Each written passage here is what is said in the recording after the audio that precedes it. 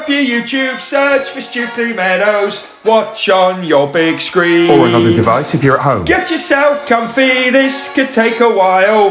What a happy scene. Something new every day for your long-term memory. This is so exciting, it is nearly time for a Stukeley assembly.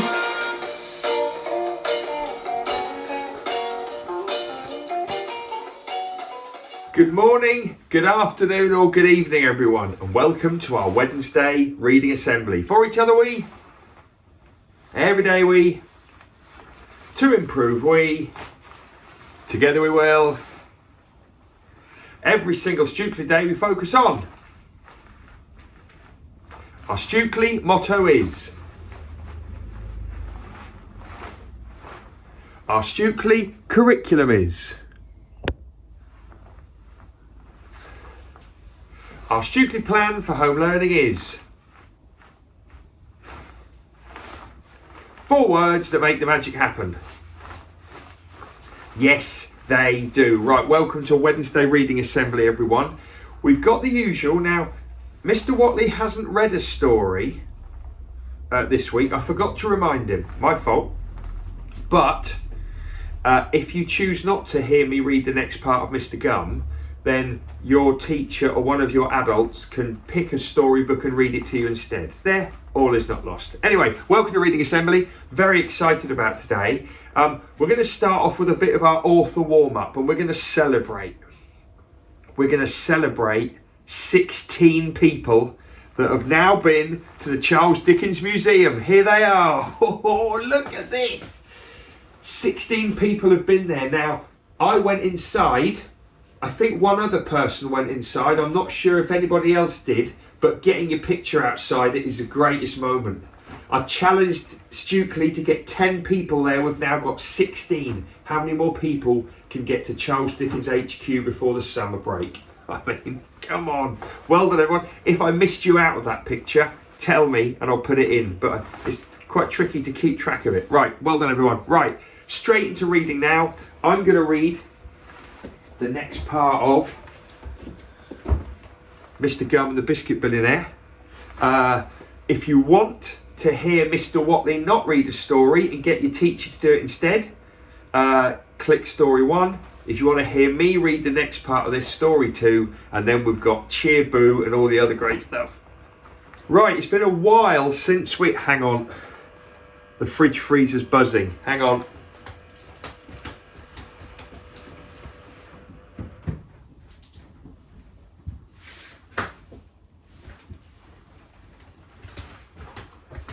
Sorted it.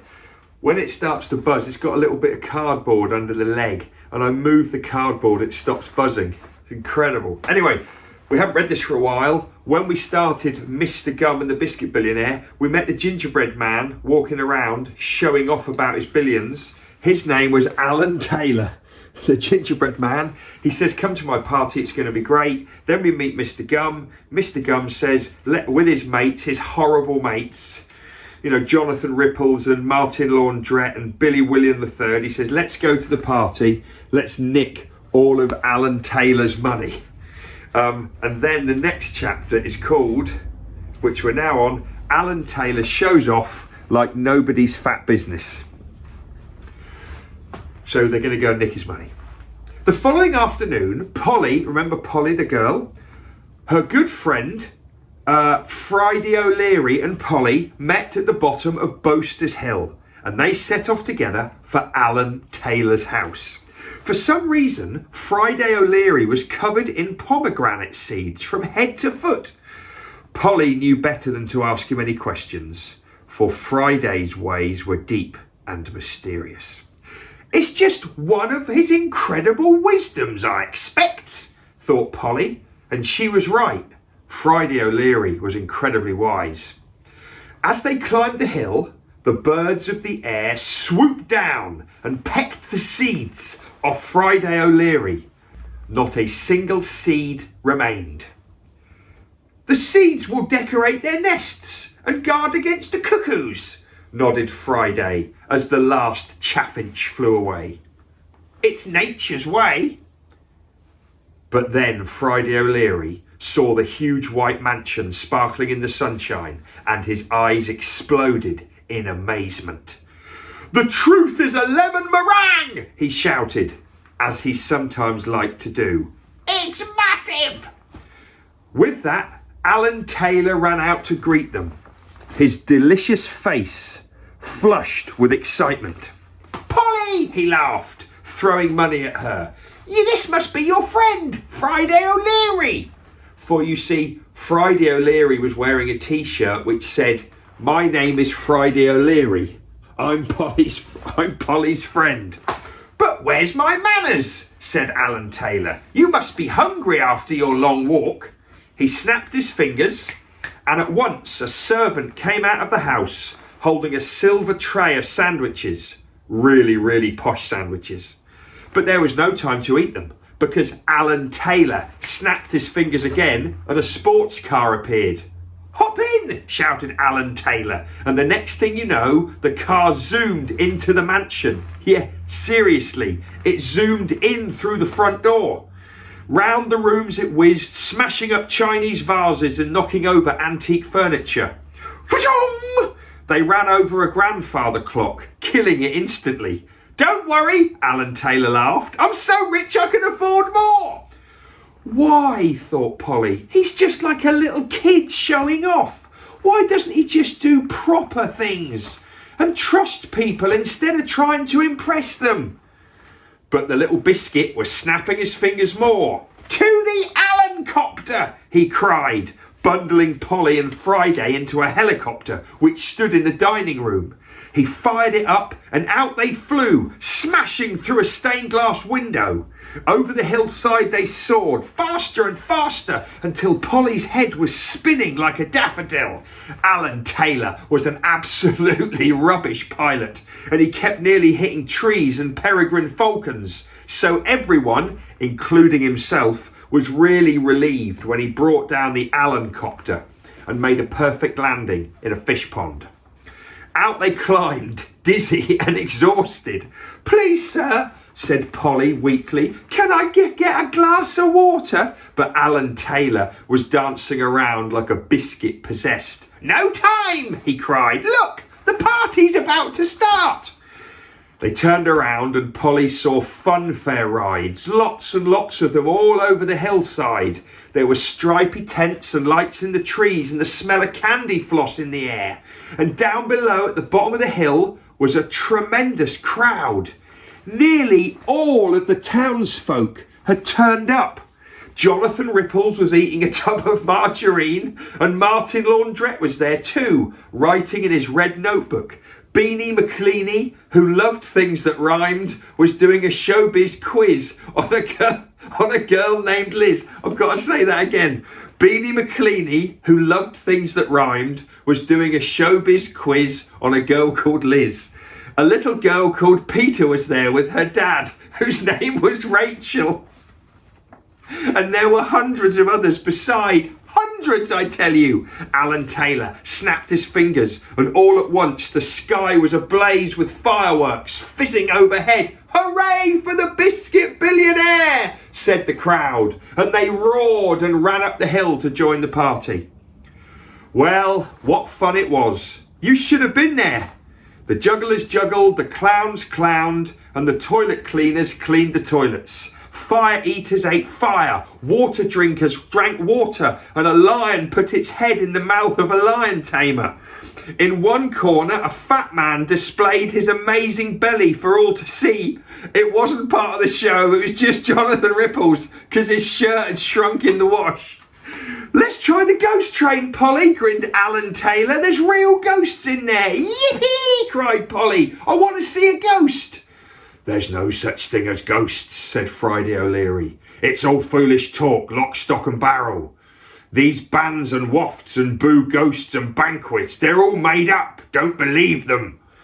Alan Taylor and Polly stared at him, their mouths wide open. Friday, what are you talking about?" "I dunno," said Friday. "Let's get in the ghost train." So after all that, Polly finally got to meet some ghosts, and they were very friendly, and one of them gave her some new shoes, and Friday made friends with a tiny ghost called Pickles, and he got his email address. After all that, Polly went on the fastest roller coaster in the world, so fast that you couldn't remember you'd been on it. And the only proof you had was that you couldn't walk and you were covered in your own sick. Meanwhile, Jonathan Ripples had eaten too many burgers and his stomach was groaning like a shipwreck. "I think I'd better lie down," he said unhappily. He staggered out of the food tent, lay down on the hillside and closed his eyes. As soon as he'd done that, Martin Laundrette ran up and stuck a sign by his head which said, "Ride the bouncy castle." "Look!" exclaimed the little kid excitedly, "a new ride!" And within seconds there were tons of kids jumping up and down on Jonathan Ripples, screaming and laughing as they played in the flab. Martin Laundrette was hiding in a nearby bush. "Ha ha!" he wrote in his little red notebook. "My best trick yet, turning Ripples into a fairground attraction." But Martin Laundrette's trick was no way the worst thing that happened on Boasters Hill that night. There was much worse to happen on that hill. Believe me. And we're going to stop there. What a next chapter of Mr. Gum. Right, brilliant. Chibu Song of Silence, you guessed it. I didn't get in the hall to record it. Here's a nostalgic one. Here's one from a few years ago that's just wonderful. Enjoy.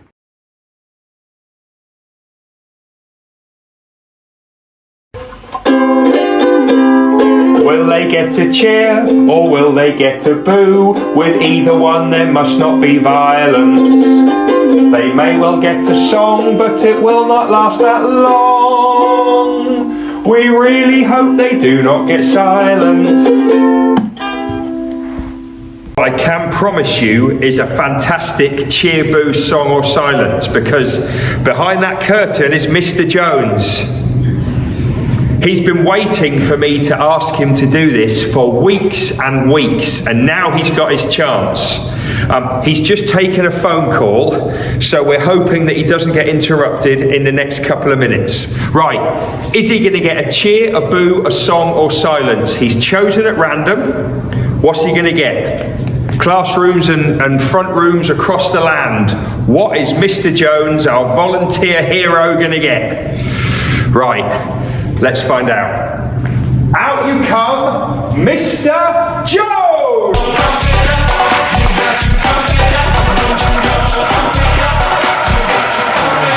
Don't you know, pump it up. You got to pump it up. Don't you know, pump it up. You got to pump it up. Don't you know, pump it up. You got to pump it up. Don't you know, pump it up. You got to pump it up. I knew it, what a great start. Will they get to cheer or will they get to boo? With either one there must not be violence. They may well get a song, but it will not last that long. We really hope they do not get silence. Oh, a really great cheer, boo, song or silence. I hope I have a brand new one for you next week. Yes, I do. Let's look at birthdays. Hey, hey, hey, it's time to say we've got a Stukeley birthday. Hey, hey, hey, it's time to say we've got a Stukeley birthday. Oh, come on! Yes! Happy birthday, Emma, in year 2. Now, I've got it written down in my book, but I didn't need it to be, because Emma's told me 3 times it's going to be her birthday today. And we're celebrating it. Emma, fun with family and friends, another year older. It must feel great. Have a lovely time. Right, let's finish with everyday knowledge for you. And we are learning to remember things worth remembering, learning to remember things worth remembering, learning to remember things worth remembering, everyday knowledge for you. And we are learning to remember things worth remembering, learning to remember things worth remembering, learning to remember things worth remembering, everyday knowledge for you. EDK. Come on! We're going to start off with something we haven't done for ages. Here is a map of Europe, a blank map of Europe. Europe is a continent, a large group of countries. Now, it's got some numbers on, but there are also loads of other countries in Europe. So I'm going to give you a bit of time in your class to say as many countries as you can that are in Europe. Don't just do the numbers, do as many as you can. And if you know where they are, great work.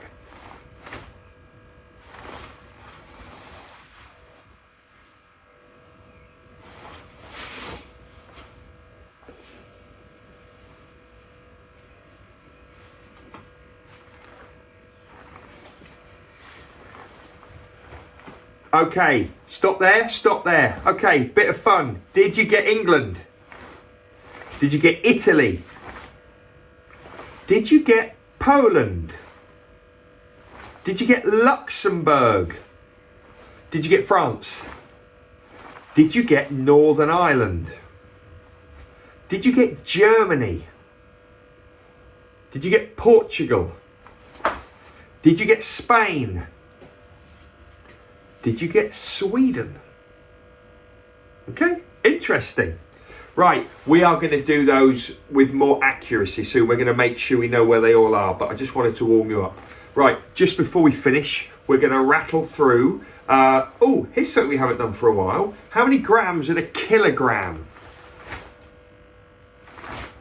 1,000. How many kilograms in a ton? 1,000. How many litres, how many millilitres in a litre? Now remember, that's capacity. Capacity is how much space is inside something. So the obvious one is you've got a cup, and the capacity is how much water can get inside it. How many millilitres in a litre?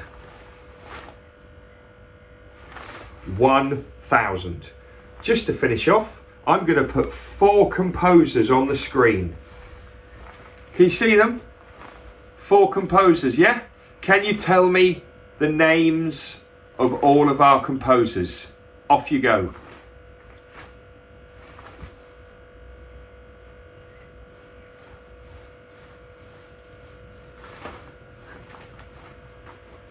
Okay, we've got Tchaikovsky, Prokofiev, Rossini, and Dvorak.